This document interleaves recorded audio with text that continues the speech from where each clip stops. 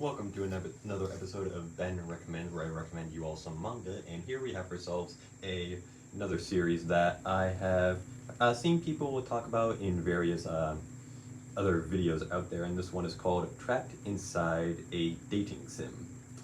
This one right here is as you can no doubt tell from the title, an isekai series, and it follows the story of a boy named Leon who, after some unfortunate gameplay, he ends up being reborn into this video game world where he ends up being very much a low-class sort of citizen in this world where there's a lot of very, like, higher up sort of people. And when he sort of gets the grips on the game, uh, world he's become a part of, he essentially makes it his mission to fight against the system using his knowledge of video games as a whole. And with something like that, it does rely on a little bit of meta humor, as it has a lot of.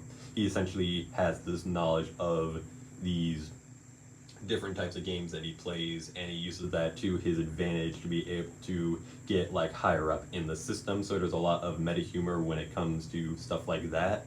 And I feel like a lot of people tend to claim this to be a very sort of bland kind of isekai series, but feel like that is more or less due to when it came out, because especially nowadays there are a lot of isekai series to the point where it seems like the media for manga and anime is sort of oversaturated with isekai stuff, so it's very difficult for them to sort of stand out. But I feel like this one stands out very well enough. It does have the world, from how I've seen it, is very much like sort of an amalgamation of different series. It has like elements of like fantasy sort of isekai, and then there are also times where you see almost like a sort of sci-fi kind of setting.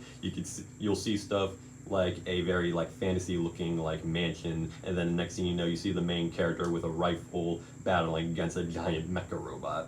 That's the kind of stuff you can sort of expect from a series like this. And as a person who does really enjoy isekai series, I definitely find this one to be a really good one. And if you like isekai as well, I can recommend it.